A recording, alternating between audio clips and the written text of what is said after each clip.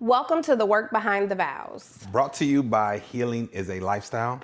Around here, we have real conversations, discuss real choices, and the healing work that holds marriages together. Absolutely. We're just two whole people going on a healing journey, and we're excited that you're going to come on that journey with us. So I'm Words Taylor. And it's me, Julanda Taylor. All right. And we're excited about this first episode. What are we talking about today? Yes, first episode of a new series, right? So today's episode is for every couple that has ever found themselves scrolling social media and thought, why doesn't my marriage look like that? Let's talk about it. So today we're talking about filtered love, when social media shapes your expectations. It's Fugazi. It's Fugazi. Fugazi. Okay. So this is the beginning of our new series, right? It's when screens meet hearts, social media and marriage. It's a real conversations about filters, expectations, and real love. Like Robert just said. Did you say Robert? You did not. Right. Yeah. It's okay. So for those that don't know, Robert is his real name, and yeah, you learned something today. Take that, mark it, make a note, because he goes by words. But as he just said, it's Fugazi, right?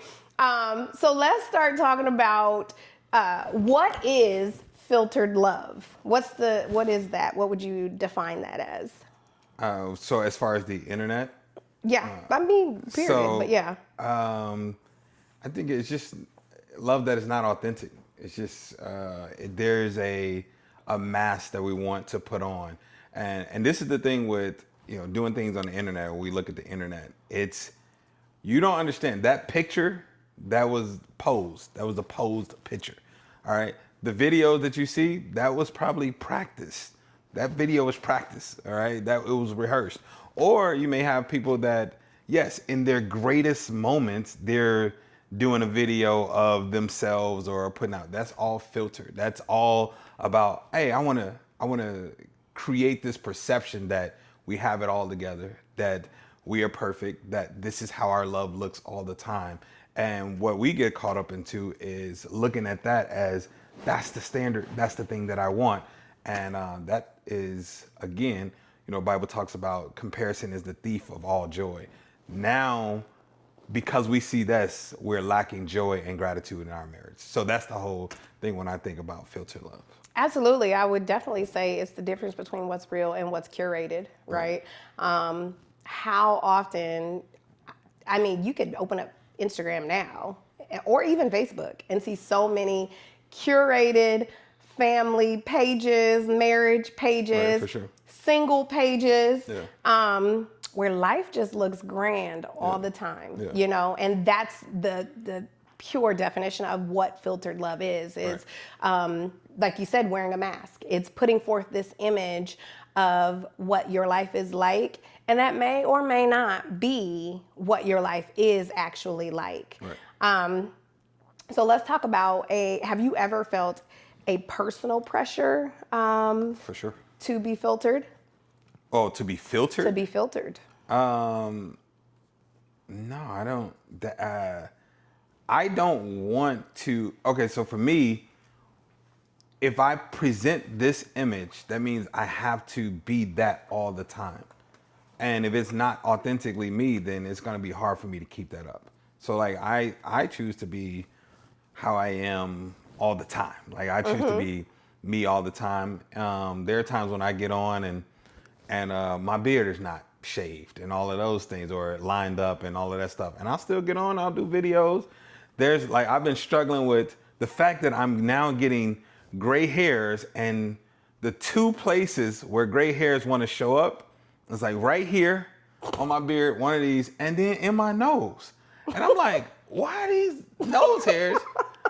They're coming up. So I'll get comments on my videos like, hey bro, you got something in your nose? And I'm just like, no, that's white hair that keeps coming back as I pluck it and all of those things. So it's like, I don't care that much. Now, I will say that I have gotten caught up into the comparison of how other people are posting about their marriage and or what some men are doing for their wives or for their families, or the trips that they've taken their families on and things like that. I've definitely been a victim to now coveting what they have and all that. But as far as me, I'm not. I don't need to present myself in a certain way. So I'm gonna say what I think about me, but I have a question in, do you feel that that is how you act and are now today, or has that always been? I mean, you tell me. So I'm gonna tell you about me. Okay. Okay. I think, because I don't want to, I do believe that we both have felt pressure to be curated, or to be filtered. But I don't want to speak to your reality. If you say this is how I am, and this is how it's been, I'm open to the possibility. Yeah. But it's like I'm not intentionally doing it if I am. But if you're seeing like, well, I do feel like you did it here. Whatever, bring it to the table. Let's hear it. I think today we are both more open to just being who we are, because we realize the struggle that goes with the upkeep of the image, right? But I think early on, because I have always been one who, I don't know, I've always been a rebel. We'll just put it that way. And so, whereas taking it back to like even high school, all the girls were wearing this, so I wore that, right? All the girls were in dresses and skirts, so I put on baggy carpenter jeans and jerseys. Like, that's just, I've always been a rebel in that sort. So when social media truly blew up, I was like, you won't catch me. I'm not putting a filtered picture up ever. I'm not doing that. That bothers me. Yeah. I'm also not putting on makeup. As you see today, I have on makeup. Or like, I remember early on in our marriage, like, babe, let's just turn the camera on. Let's just record now. Yeah, for sure. But we did not. And why didn't we? Because our home was not to the standard of what was being presented on social media. Because we didn't have all the furniture and we didn't have all the pieces together. You know, I felt like that was a part of pressure. Like that kept us from being willing to step out and to be authentically us, because we felt like we had to meet the standard of the Joneses. So I would agree with that. I don't think that pressure came from necessary social media, but more so of a standard that I wanted or to display. And maybe it did, I don't know. But I also know, and I can agree to, I know how people are going to, how judgmental people are. Absolutely. And the aesthetics, this is something I always talk to Jonathan about. I'm like, yo, the aesthetics matter, bro. You know, the aesthetics need to have a little sexiness to it, or something like that. Like, aesthetics matter, but for me, a person who could care less about aesthetics, like, it matters, because I watch that curated content. Like, I'm watching the women with the beautiful kitchens and all of that. Yeah. But when it comes to my own, I'm like, I don't care. I don't feel like it. I don't decorate. That is not my ministry. I'm not doing it. But we still want it, though. We want it, but I don't have a desire. Like, I'm not going to do it. Right, for sure.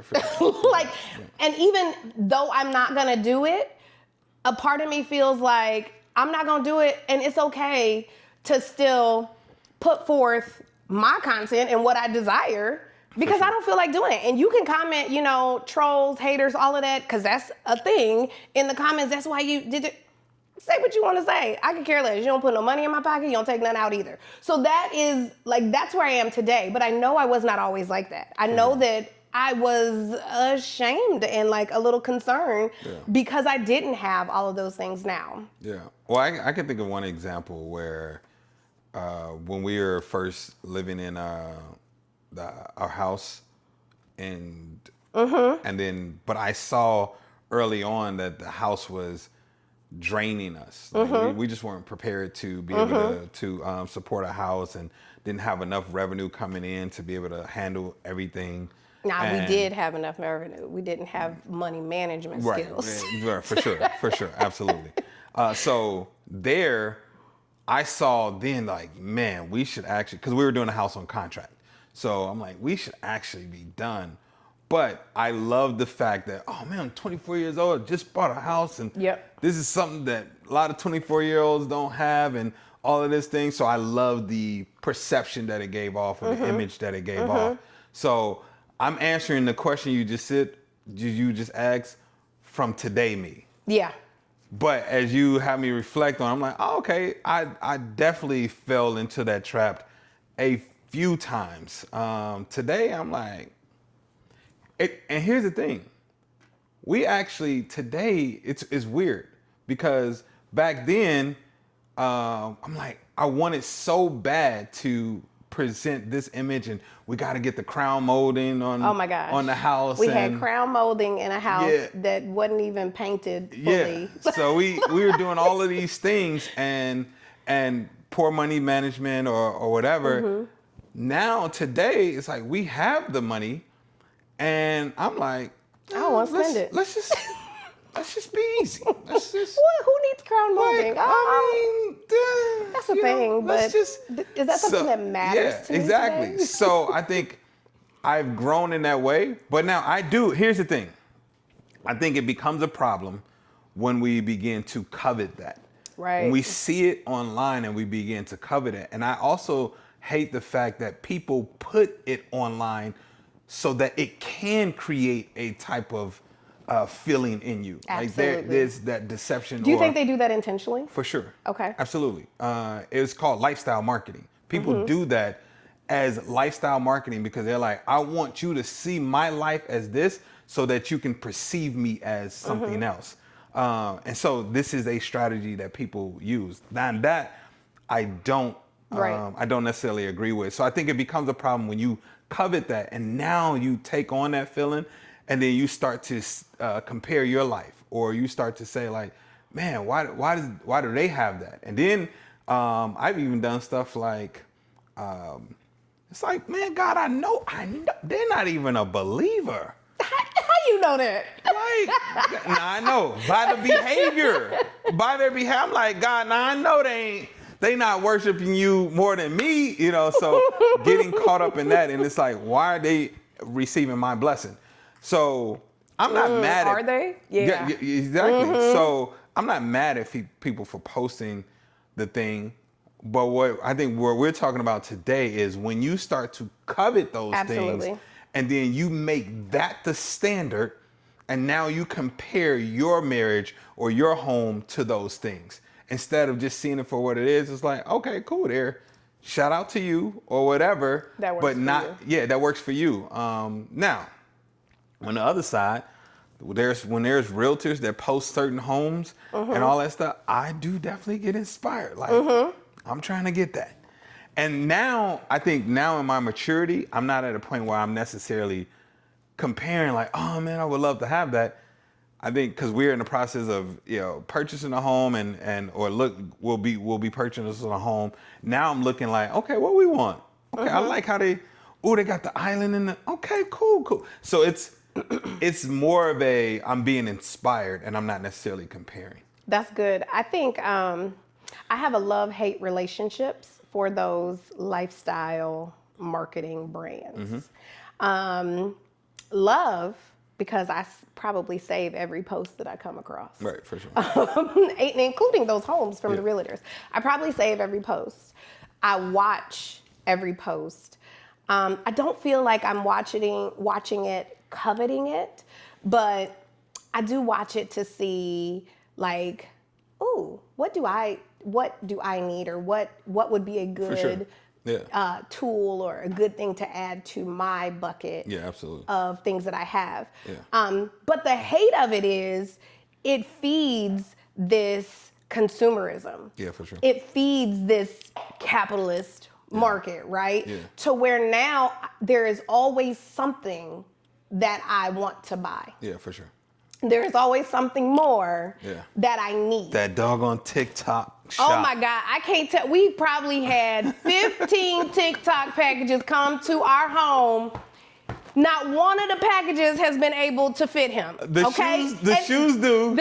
Most of the shoes, not all of them. Yeah, for sure. But it's like, I'm like, babe, TikTok shop has done you wrong. Stop ordering from them. Like, be done with them. Even me, I ordered from TikTok Shop. One was Instagram Shop, but I ordered from TikTok Shop. I didn't know Instagram had a shop. Well, I mean, you know, the little sponsor things. Okay, I got you. But I ordered from TikTok Shop some supposed to be lip stains. Okay. When I tell you this should have just been water. Oh, okay. I said, well, I'm gonna give this to my daughter now. Like, this, I was so irritated. It wasn't a ton of money either. So then that's another way they get you, because it's not a ton of money. Man. They have $12 and $15 meat all the way 30, 22, 12, 15. It's like, dang it. And so that does it.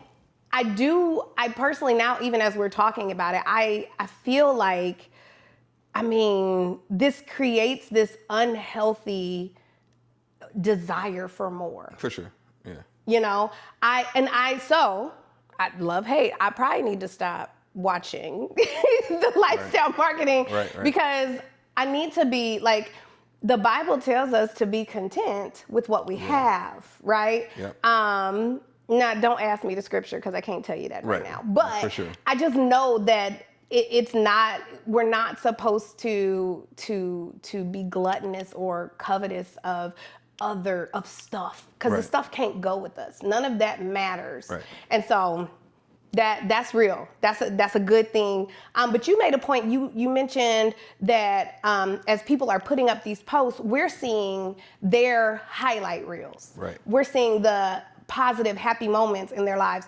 Can you just kind of clarify, or because there may be those who are like, well, no, I watch this content creator because this is their life. This is what they do. What is that highlight reel? What does that mean? What does that consist of? And then what does that do to your marriages? Right. So before we go, I want to read this scripture, Matthew 16:24, and this is so crucial to not get caught up in this covenant, because what is happening, what we have to recognize is this is what the flesh is wanting, right? Yep. The flesh itself has a desire for these things. Yeah, that's good. Right? So Matthew 16:24, then Jesus said to his disciples, whoever wants to be my disciple must deny themselves and take up their cross and follow me. So there's several other scriptures that literally talking about we must deny our flesh, we must die to our flesh daily, and there's a daily renewal. That's good. Because we are in this world, and this flesh is of this world. This flesh has a desire for more and things. So it's like, even when we get it, it will never be enough, because the flesh will always see something else. There's always something. And that's the thing about the social media and the marketing and the marriages and all that stuff. We're looking at it from a fleshly perspective, and there will never be enough. So this is why I feel like, again, going into your question now, what does it do to our marriages? This is why we have spouses that do not seem content, not only with their spouse, but with themselves. We have so many people have died because they're getting Botox injections, or they're getting the BBLs and all of those things. And I'm not judging. I'm just saying that, who told you that you weren't great how you are? And if we learn to die to ourselves and deny our flesh, then we won't even have a desire to change how our appearance. I saw this thing on TikTok where they did a side-by-side picture of Lil' Kim. And she was gorgeous. I was like, and not saying she's not today. Yeah. I'm saying today, it's not her. Right. It looks like a completely different person. So I mean, but I want to focus on, and all the comments was like, man, why didn't anybody around her tell her that she was beautiful already? Why wasn't anybody? And that was because this industry and these upcoming other artists, well, they have this, they have the six pack, and they're light skinned, and they have this, and they have this, and you need to, and she's constantly altering herself to try to meet this standard. So when we see these things in marriage, and you see these curated marriages online, now what's going to happen is one or two things. Like, either you're going to try to alter your spouse, or you're going to try to alter yourself. That's if you get caught up in the covenant of them. Or maybe the third thing is you now put yourself as superior. You're like, oh, well, they only got that, but we have this. All of it is still feeding your flesh. Absolutely. The very thing that God says, like, yo, if you're going to follow me, like, I need you to deny that flesh. I need you to kill that flesh every single day, because it's going to cause this separation and disconnect amongst us. Because I'm looking like, dang, why you ain't doing that? Or Right. why you ain't doing it? Or I may take it on to the internal where I'm like, man, why can't I have that? Or why can't I? And now I'm trying to alter myself. I'm trying to alter how I live, how I move, how I dress, and all of these things. And I'm trying to be the person that I'm not. And now I think also, if we're looking at this person's relationship, what happens in there is we can't increase our relationship until they increase theirs. So now we're moving based off of how they move. So it's like, okay, I gotta wait. I'm in a standstill because I'm being curated by them. But if we were being curated by God and God's word, then we become like what God wants us to be, and we deny ourselves, and we have more peace, and we start this healing journey amongst ourselves. So that's good. And you know, we are all designed with a purpose in mind. right. And there is a set of souls, people who are assigned Yeah, that's good. to us. That's good. And so if you go changing, Yeah. curating, altering the very thing that God has purposed you for, one, he's always going to bring you back around. Like, you always got to come back to your purpose, but you ultimately you could be leading a group of people down a path that they don't need to go. That's good. You know, That's good. not to say, I don't know nothing about Lil' Kim. I don't know if she's a believer or whatnot. Right. But using that as a worldly example, as a child, I love Lil' Kim. I should not have been listening to her. Okay. Let's just go there. For sure. But I knew all the words, loved her. She was already like goals. Yeah, for sure. She was gorgeous. Right, for sure. She was young. Yeah. She was beautiful. And so I'm a little girl watching TV, saying all the words. Yeah, no, right, okay? sure. And as she began to change herself, I never went down the road of this is what I want to do, but it definitely made me question. Yeah, absolutely. It made me become, it made me wonder, is this what I need to do to be considered beautiful? Yeah. Or loved or liked. And because I did not do those things, it also then made me want to shy away from being recognized because I didn't want to be deemed or judged as not beautiful because I'm not going to spend that money to do this, or I'm not, going to do that. And I don't, like you said, I don't knock or judge anyone who do those things. I think that, there's this conversation of you do it because you're insecure, or you do it because you just want to. It doesn't matter. I don't think any reason matters. I think ultimately, like I said, God has purposed you for something, right? God has purposed you for your people. And so I think the reason matters. I don't know that it does, because whereas like Cardi B says that she did it because she always wanted to do it, and it had nothing to do with people. It had nothing to do with whatever. I mean, that could be the defensive response. She said it for years. But what makes you always want to alter yourself? So for instance, her teeth were not great, right? And she knew this. Right. So she said, as soon as I get money, I'm getting my teeth fixed because I don't like my teeth. It has nothing to do with people. Right. But so understand like this. One, a lot of people are talking about our teeth, right? So even if there's an insecurity, so like there's some things like I've had the same crown on my tooth since I was a little kid. No one comments about it. But when I look, I don't like it. There's an insecurity. So I think, But it's you. It's not for sure. society. But that's what I'm saying. saying. I think the reason matters, because then you want to establish why you're doing this. And if you're doing it for the wrong purpose, then I definitely want to be aware of that. I think the reason matters to you internally, but the outcome is always still the same. Outcome will be the same for sure. That's what I'm saying. For sure. Like, the outcome is still the same. It's, people are watching. For sure. And so ultimately, what are you communicating to the people? We talked about these curated marriages and couple goals, right? Like, couple goals are damaging to, I hate when people comment and they're like, couple goals. What is my Mr. and Mrs. Whatever. I'm trying to think what they say that we've been called Barack and Michelle. Right. For sure. I hate it. Do not put me on a pedestal because I'm telling you now, you will be let down every time. Yeah. But I think I don't hate it, but I think as long as, like you're saying, you don't put us on this pedestal, or if you're seeing couple goals for the reason we're displaying, as in transparency, as in that's good. two imperfect people that are on a healing journey that constantly have intense fellowships, but we learn to reconcile and all of those things. If you're saying that's couple goals, that you're willing to recognize that is good. We're not trying to change each other and all of that stuff, then cool, let that be.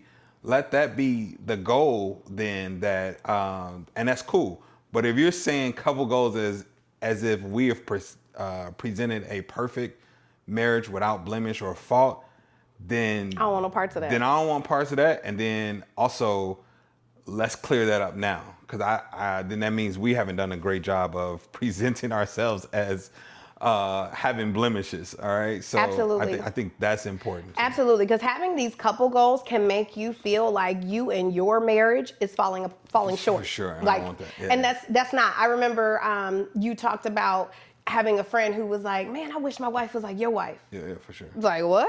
Like, sure. you have no idea what happens behind closed doors. You have not only what happens behind closed doors, but you have no idea what it took for us to get to the point to where we're able to reconcile and communicate in this manner, right? You don't want the plight and the fight that somebody else had. You don't know how many times I had to get bit to finally get you to feel like, okay, so I don't need to bite you. No, we could just have a conversation. But I think more so it was about, one, I constantly edify you, where, whoever I'm in front of.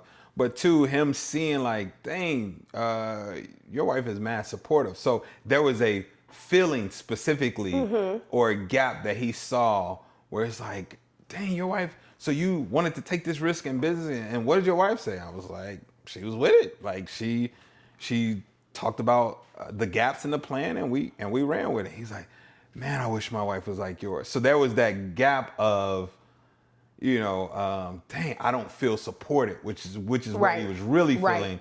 I feel like, and then in that same conversation, I'm able to say to him, like, no, I think you should definitely have a conversation and feel supported. But because we're going to be direct with our friends. How many things have you started that you didn't complete? And not necessarily that you failed them. It's cool if you failed them, but how many things have you started that you did not complete? Exactly. It's like, man, several things. It's like, it's hard to support that, right? Absolutely. And not to say that you shouldn't be supported because of that, but I'm saying it's harder to be like, yes, I'm on board. Well, you just tried 4 different things. Absolutely. And I said to him, like, if I try something, I'm going to see it through, whether I fail or not. I'm going to see the thing through. That's good. So that's a key thing. And you can, your spouse could get behind that. Absolutely. For sure. Absolutely. I think, those are all great points and all things that really just help. I think for us, it has been this authenticity and this transparency in intimate, close relationship with friends. Yeah. And it has really brought us full circle into this space now where we're like, you know what? Turn the camera on. It's time to be unfiltered. No, it's time to, because, and I think that maturity comes with age, right? I think that age does not always equate to maturity. Oh, for sure. In this respect, though, there came a time when, like we said previously, we really felt like we had to put forth these filtered images. For sure. Right? And then I think in a sense it was because we felt we weren't good enough, or what we were presenting wasn't meeting an expectation, be it spoken or unspoken, by society or ourselves. Yeah. And then with age, and just not being healed, like going through a healing process and being at the beginning stages of it. Exactly. And not truly knowing and being comfortable with our own voice. Exactly. I put a quote out. This was maybe like 6 years ago, And I was like, I'll never forget the day where I finally heard my own voice. And it was because for so long, you know, as a child, our voices, our self-talk is not necessarily our own. Right. It's What our was parents. said to you. It's our parents. It's our brother. It's our sister. It's our Teachers. uncle. It's the pastor. And if that environment wasn't a environment that poured in, then that self-talk is going to be harmful. My father poured in, but actions from the environment, like you know, I've always been a big kid, so all of these things constantly poured in to feed that I wasn't good enough, and that I'm not the standard, or I'm not close to the standard, and all of those things. So finally, you know, when you constantly hear these things, and it's like, that's the voice I hear. Absolutely. So when I even get dressed or look in the mirror, it's like, you're still fat. You still, and fat is equal to ugly, and all of those things. And there was a point where I'm like, you know what? I'm phenomenal. Absolutely. I'm, you know, this and this. And that was when the healing truly began, when the hatred stopped, and when the resentment stopped, when the anger stopped. Then I could finally unpack my own voice. Exactly. That's good. And that's through a closer relationship with God. As we started going to church more, as we started digging in, it's like, oh, wait a minute. Okay, God, this is what you say I am? Exactly. Oh, okay. So they're lying. Okay, cool. Now that I know that. And it didn't matter how many times I said you were whatever. Sure. It didn't matter how many times you said I am whatever. For sure. I still didn't believe it. I remember, you know, growing up, I hated my eyes. Oh, man. I hated how big they were. It was often talked about. And first of all three of my kids have my eyes. Look at me. All three of my kids have my eyes. And when they were born, I was like, oh my God, their 5 eyes seconds. are so mesmerizing. Let's do 5 seconds. 5 seconds, just uninterrupted.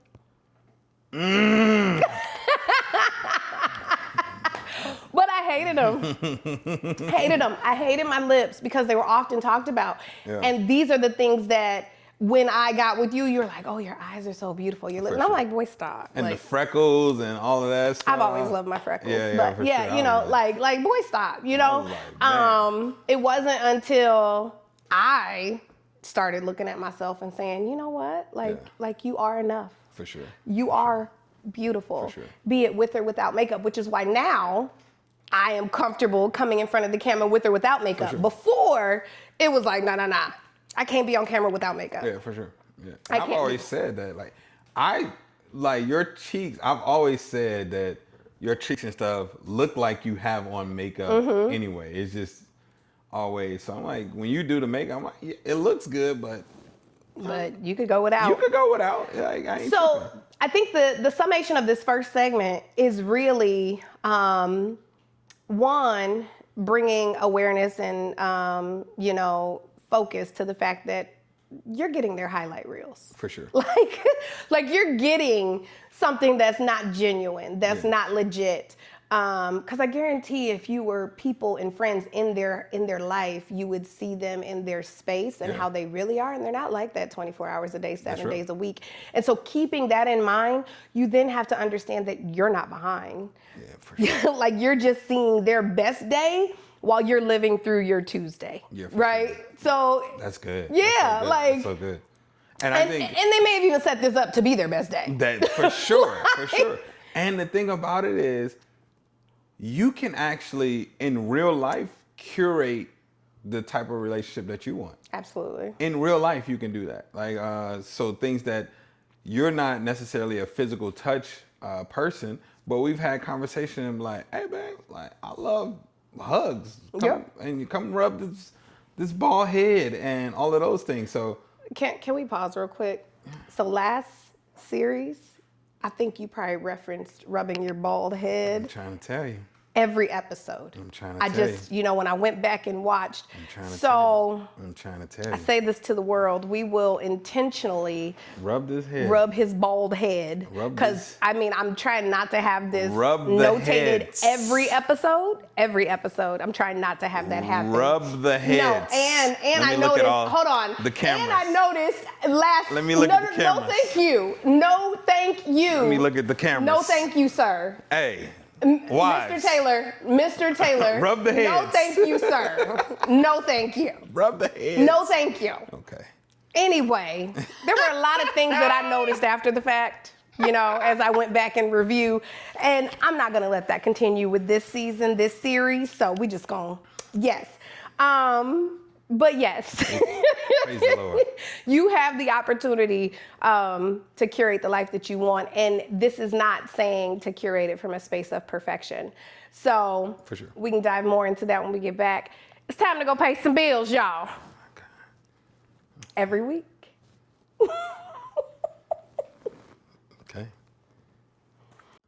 Okay, so first of all, I appreciate you all watching the episode. Thank you so much.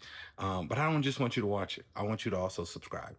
I want you to make sure that you're subscribing to the podcast and that you're in tune with everything that we're doing. That's why my wife and I prepared a training just for you so you can get access to it. It's our marriage golden ticket. Well, we're going to show you how to start to reconnect. All right, and just restore your marriage the way you want to. So you can start reconciling, so you can start to have more intimacy, more healthy communication, all of the above, right?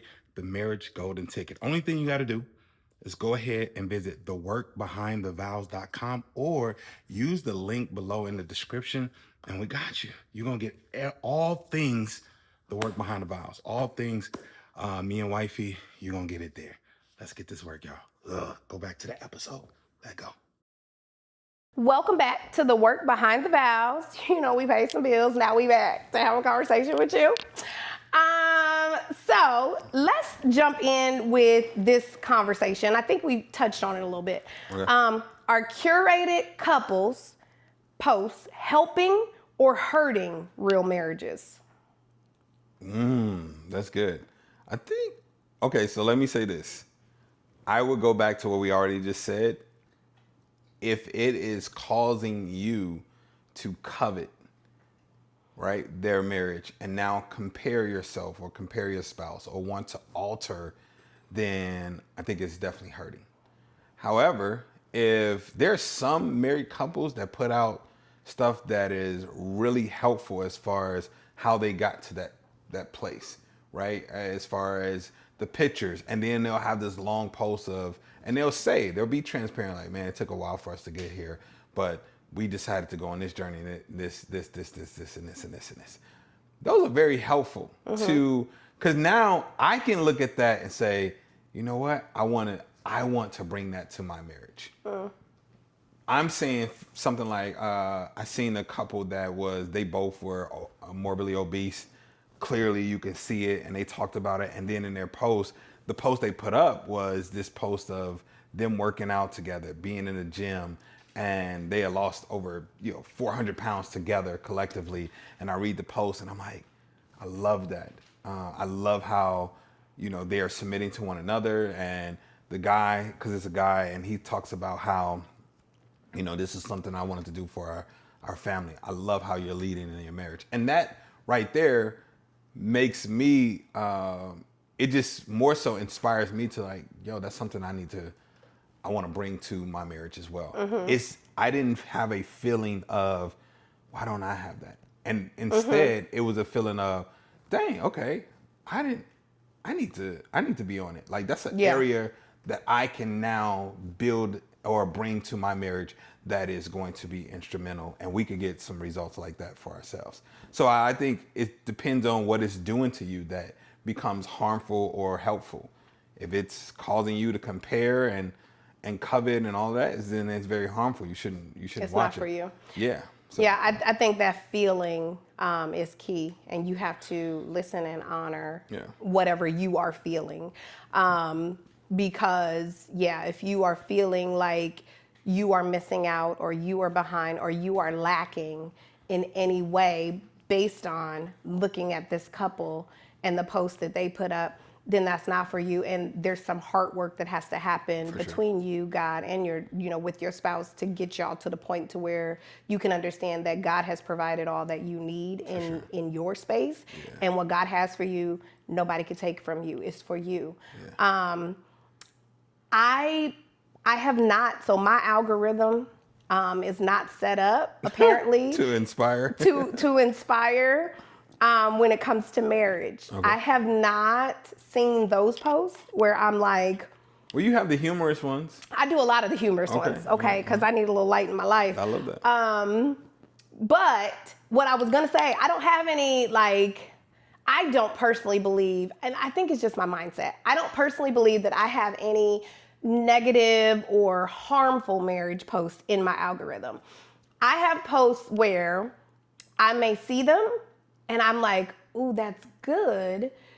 Babe, what if we implemented something like this? For sure, yeah, that's what I'm saying. Yeah, but not in the sense of, it's not typically about marriage. Right. So for instance, there was a post and then I laugh as I say this because then you're about to be like, you be sending me hints. So there was a post where the guy is like, I do this for my wife every Sunday. Oh. And he cleans out her car.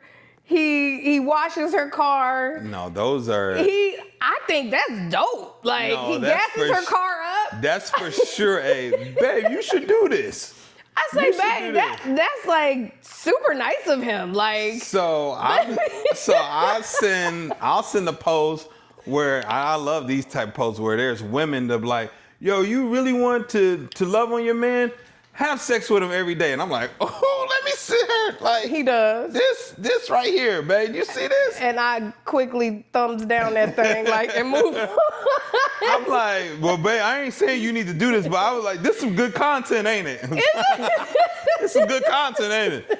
She said he can get it whenever he wanted. Yeah, so. Whatever. Yeah. But I think that's good. I look at that and so it may not be, because I'm also not sending it to you. I would love it if you did it, but I do that for myself. Yeah. So when I see oh, that's cool. He schedules this to happen every week. Let me schedule this to happen every week. Yeah. But there's times I see stuff like that, and I like that. For instance, Kim's husband, Jay, that was something that in real life. Yeah, in real life, that's something that he did for his wife. He would every single week go clean the car out, vacuum, fill up the tank, and you want to get some booty? Take care of my car. Every week. Enough said. Enough said. Every week. Hey, we can move on to the next thing now. Okay? We can move on to the next thing. Noted. That's it. Okay. I do get all the oil changes done on there. Yes, you do. The tires changed, anything fixtures, but now we talking about filling up, washing, car wash. Enough said. Okay, what's the next thing? Okay, where else we going? Okay, here's the next question. I will get the unlimited joint. I will run that thing through the car wash every day. No, we won't. Babe, I noticed you was on 3/4 of the tank. I went on ahead and filled that up for you, and I washed. And I ran it through the car wash. I'll see you tonight, though. No, he won't. He works too much for that. I noticed that it was slightly off full. I went on ahead and put that $5 worth of gas back in there. That $5, I put that $5 back for you, and I ran it through the car wash. Go ahead, and I'll see you tonight. Oh, okay? my gosh. You're ridiculous. So the next question, is it wrong to share only highlights? Yeah, I think there's a level of irresponsibility in there. Because it just, with people, especially if you have influence with people. Which technically you're an influencer now thanks to social media. So, okay, look. Even if you're a micro influencer, you're an influencer. This is a great example of this. My man, what's his name? Jackson? Derek Jackson. This is a great example of this, where he's on giving couples All types of advice. All type of advice. And I'm listening, I'm I following my was barely man. feeling him though. I'm gonna be real. And I'm looking at this, I'm like, yo, my man is on point with this. And that's not to say that the messaging is not on point. Some and of it it's was like, suspect though. but okay. But I'm just saying, you're presenting this One thing. image, absolutely. And you have people like, yes. And now you have women. Married man, Yeah. perfect, good Yeah. marriage, not That's what I'm perfect. Let's saying. not, I'm using that term, but a great marriage, I'm saying. godly marriage. And you're telling like, you're a man is disrespecting you, and you were just honoring the women and all of those things, and that's phenomenal. So the women are like, oh yeah, you're right. I do need to this. And then it comes out that you've been doing all of this stuff. Cheating on your wife. And disrespecting your wife and all. So that's what I'm saying. That's irresponsible. And if you look at my the videos that I put out, I like to use my examples where I'm gonna say I struggled here, and this is what I do, and I still struggle with this at times, and this is how I curate it, and or fix it or grow, cure it or whatever, or like whatever. And I even gave the example, which there were so many people that commented on this post when I gave the example of we have the keyword ministry. And I say like, man, when I'm feeling like, yo, I just want to be out, I'm done, I will type the word ministry in my friend group. And there were so many men that comments like, yo, that's not the standard that I've set with the men. And now if I'm not transparent in that way, then they don't know that this is the thing. They don't know that it's safe to have a friend group where you say, yo, I don't want to be in this marriage right now. And then we get on a Zoom and we talk it through, and I'm like, dang, I was tripping. And they tell me that, and they send me right back and all of those things. Now you got to clarify that you have good people in your circle, because that's what I'm saying. Good married people, because you sending that to your single friends. No, that's not gonna work. Yeah. But if you have God-fearing men that honor marriage, that honor God and all of those things, and honor what you're trying to do, and give you a space to be able to vent and all of that, that's crucial. But if I always present as though everything is on point, then now you have a man that's constantly like, dang, why am I not?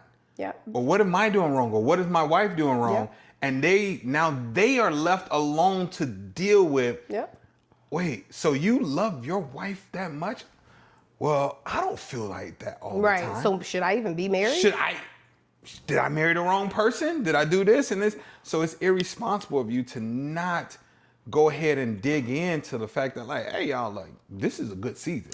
It's also hypocritical. For sure. I think, and I can say that without a doubt, because you're living as though you only have this perfect, polished image. Yeah, for sure. And we all fall short of the glory of God. Yeah, for sure. We all sin every single day. For sure. There is not a day that I have woken up and I ain't sinned that day. Yeah, for sure. You know? And so for me to only put forth the times when I was a perfect, polished Christian, that's not it. Absolutely. Like, that's not it. That's hypocritical. Yeah. That is putting forth an image that is causing people to stumble. Yeah.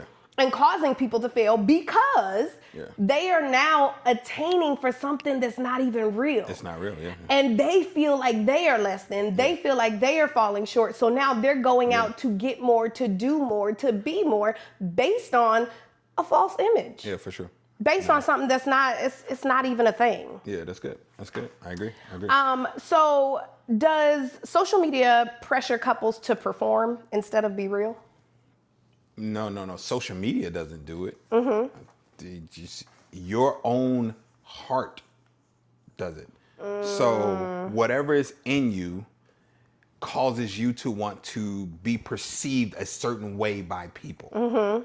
Or whatever you've seen, which still goes back to your heart, has you wanting to be, oh, I like how people honor them, or I like how people praise them, or I like how people treat them. So I'm going to present myself in that way so I can be treated that way as well. I think social media is the one thing that you have control over. I mean, there's many things you have control over, but you have control over what you post, how often you post it, what image you display, what behavior you show. You have control over that. So social media is not forcing you to do anything. Now, the algorithm may not show as much favoritism to the realness or the raw. So then it is pressuring. I don't. From the algorithm. But here's the thing. With TikTok, I've learned that TikTok be like, hey, talk to me real. There's a guy that I follow. I've never even seen my man's face. He puts the phone right here. Like, he's talking, he's like, yo, I keep trying to, so all we see is the front of his forehead. And he keeps saying, yo, I keep trying to tell y'all, the only thing you need to do is this, and this, and this. Shares, saves, all of that. Nothing's curated about it. I have another, one of our mentees, she posts on TikTok. She does 2-hour lives. Her name is Bree. She does 2-hour lives, and she's not even on the camera. You don't even see her face. For 2 hours? So, like, she's just talking. She's just teaching. So she'll, like, show the book or show something. She's showing something, but I feel like there's some platforms where people are like, yo, bring your, authenticity here, and let's go. Maybe Instagram may be a little different, where it's like, hey, we want to see this and all of this thing, but that still don't mean you need to fall into it. I was going to say, I think that a lot of people do the curated stuff, but I think that there's a shift happening. I think that there are a lot of people who are now becoming more authentic. Yeah. I follow a lot of content creators who, are cleaning up their dirty house. It ain't somebody else's dirty house. They clean it up, and with the beds that are, just on the metal frame. Like, I'm seeing all of that, and I'm appreciating the authenticity and the the realness of it, because I think they're creating realistic standards for everybody. I agree. I do know that there was a time where we felt like we almost had to fake it for social media, right? But we've moved past that. We are we're beyond that. It is what it is. That's the whole premise of this podcast. Because I think that when you fake it, that only widens the gap between who you really are and who you feel who you have to be online. Yeah. And I also didn't want that portrayal and that image for my kids. Yeah. I didn't want them to think that they then had to move forward and be fake. That's what actually scares me a lot, is the idea and the concept that our children have never known a world without social media, and they're getting on earlier and earlier, and these things are now like, this is their norm, right? So now I don't want my daughter to think that I have to come out looking this way in order to be accepted by society. So that's good. But it's good that we don't allow, our daughter's 13. She's not allowed to be on social media right now and all of those things. And of course, we are the worst parents in the world. The worst, most strict parents ever. The most strict parents ever, that has taken her to Dubai and for 3 weeks, and Puerto Rico for 2 weeks, and she's had whatever birthday party that she's asked for, and she gets love and support. Just the epitome of a bad parent. Yes, the epitome. Our daughter literally had something with a teacher. First of all, our daughter is a great student. What she's not gonna do, she's like me in the sense that we want to win, but we want authentic wins. So we're not gonna cheat to win. We're gonna win because we want to know that we won. So a teacher thought she was cheating, and Zaya was furious, like disgusted that you would even think that she was cheating. She came home, told us. I asked her one time, I said, hey, baby girl, be real. Because she knows, like, yo, if you be honest, like, I'm not going to punish you for being honest. Right. She said one time, she looked at me, she's like, Daddy, now you know. I said, bet. Next thing, we're at the school. Right. Mommy sent the email, like, I want to talk to the principal. Even the principal was like, you skipped a lot of steps. Why you didn't talk to the teacher? No, I want to talk to you. You know what I'm saying? And then if I have to, I'll talk to the superintendent and all of those things. So there's crazy love. I think that's the thing that is so important that kids need to see, besides what's on the social media, like seeing that they are supported, that they're safe, that we have your back, and bringing that back to marriage. That's important even in marriage, to know that I'm supported, I'm safe. And I remember there was a time where this lady, remember when we were staying in apartments, and I was supposed to be doing some work for the apartments because we were getting off for our rent. We were getting some money off for our rent. And they tried to add like a whole little workload. They were like, man, you getting you getting your rent paid pretty much, and you only doing this. We want to add this, and this, and this, and this. And me, I'm thinking about like, hey, I'll do it. Like as long as I'm still able to provide for my family, and you stepped in like, no, he will not.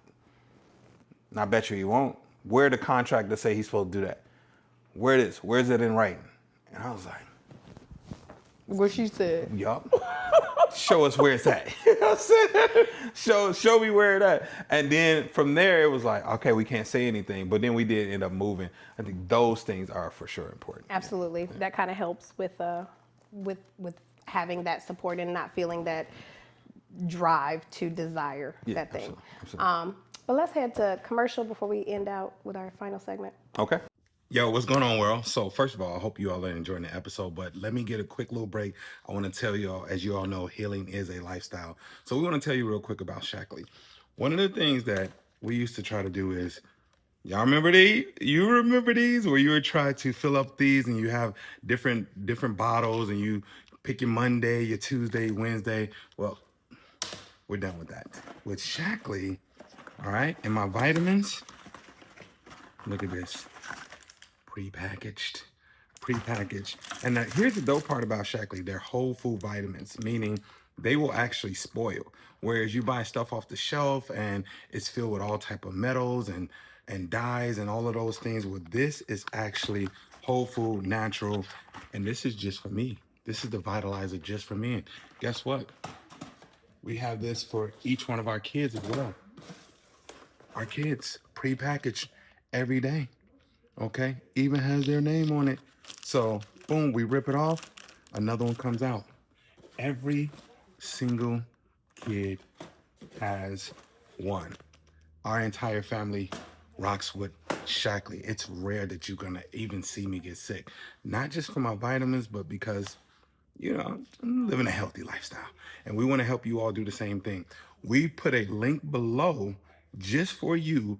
Go ahead, check out our Shackley store. Also, we have things like, for y'all that are trying to get your protein in, Shackley got you, okay? We do a 5-day protein reset. Our family is all about Shackley, and your family should be too. I mean, if you want to keep them healthy. Let's get back to the episode. Welcome back. And this next section, you know, we like to call it Who's at Fault? Who's at fault? We get comments from social media. We get questions from social media where they just kind of present what's happening in their relationship. Feel free to post yours below. Who's at fault? Yes. So go ahead, send us a comment, an email, a DM. Let us know if you have a situation that you want us to determine who's at fault. We don't claim to be, you know, the experts, but I can figure some stuff out. So. Okay. So I did have a young lady DM me, and she said, tell me who's at fault. She said, I've been walking around the house with my favorite sweatpants. And yes, they have holes in it, the between the thighs rubbed off and all that. And she said her husband has made multiple comments about like, yo, those need to be thrown in the garbage. You need to get rid of those joints. And she had refused. All of a sudden, she says, I can't find my sweatpants. And then she says, I go to my backup, and she said, I can't find those either, and because those are in the same conditions. And she's like, what did I do with those sweatpants? And then she says she confronts her husband, and sure enough, he had thrown them away. Now, it caused definitely some disruption and intense fellowship in that, because she said this is hers, blah, blah, blah. Who's at fault in this situation? The husband is at fault. I'm so excited about Yes, this. let me tell you. The husband is at fault, okay? He did a good thing, okay? The Bible says, no, I'm just playing. But he did a good thing by removing the holy, like, don't nobody want to see that. That's disgusting. He did a great thing by getting rid of them. He is at fault, though, because he was supposed to replace them. He was supposed to go get 2 new ones, put them in the same spot where the other ones were, throw them ones away, and make sure they were in the dumpster where they can't get them back. Like, do it on a garbage day when the truck is coming and throw them in there so that way you can't get them back. Y'all. But replace them. I had about 20 pair of underwear. all of a sudden, I didn't notice until I got down to about 7 or 8. And I'm like, babe, where am I losing underwear? Because you always lose socks. And she's like, well, I don't lose socks. I've never lost a sock. Okay. She says, what you mean you have underwear in there? And I'm looking at her like, no. I'm talking about I had a plethora of underwear. Spell that. Plethora. Okay. Spell that. What is a plethora? Plethora. Okay. Plethora. Pleather. Plethora. And then R-U. So, you didn't have it if it ain't a real word. I had all these underwear, and she didn't say it at first. She wasn't saying like, oh, I threw them away. She's like, no, you got underwear in there. I'm like, you got but I don't have. Where the ones that I've like my butt cheeks have settled in. So like they like. Did I buy you some more? Eventually, but I'm talking about the fact that these are gone. I wanted these. Sweatpants gone, shorts gone, t-shirts gone. This joker that threw away my stuff. And will and do. And so we'll do it again. Absolutely at fault. Don't touch her stuff. No, you are at fault because you did not replace. Please touch her stuff. Okay? You are to replace what you touched. Let me say this. If I throw something away of hers that I deem unpresentable anymore, completely different. There's a difference. Okay, because the unpresentable that we are referring to is holes, worn off, discoloration. I don't have anything like that. So if you're throwing away something that you deem as unpresentable, it's because you think it's ugly. That's different. Yeah. That's different. It's unpresentable. Whatever. Okay. So, and then when I did replace his drawers, I replaced his drawers. Listen. Oh, she got me some. He pulled them all the way up here. She got me some biking shorts. Like, this was like 50, 60 pounds ago. You should have got these. Like, the drawers came all the way up here. She's like, what do you mean? I said, these are shorts. Anyway. Where you getting these for? Who wearing these? He's at fault. So let's end with our final thoughts. Final thought of this series, or this episode 1 of this series, is really pay attention to the real. Be real with yourself, present your real self, and all those people who are called to follow you and to agree with you and to understand with you, they will see you and they will be with you. You do not need to create this curated space where you think everything has to be perfect. That's not real. And you don't need to also covet somebody else's curated marriage when you can create that in real life. You can think about this, and this is the last thing I'll say, is those feelings that you desire, love is an action. So notice that those feelings didn't come until after there were action. The action of, man, we spent so much time together. Oh, I love them so much. Or we had a great conversation. All of these things are actions that created a feeling inside of you, right? So now, for God so loved the world, he gave. And for that, we love God. Like, man, you did this for me? Right? It is action. And then the byproduct of those actions create this like little butterfly effect and feeling and all of those things. You can create that. Why? How? By pouring into each other in real life. Absolutely. By validating, complimenting, serving each other, by reconciling with each other, apologizing, having intimate conversations, going on date nights. All of those things that you're wanting or that you're seeing out there for your marriage, you can curate it in real life, and you don't have to show other people that you did it. You could just do it. Absolutely. And have a real marriage. Absolutely. So go ahead when you get a chance, tag us in your post. Tell us what helps you stay grounded in real life when the internet is showing everything else. That's so good. Okay. It is. We'll see you next episode. All right. Let's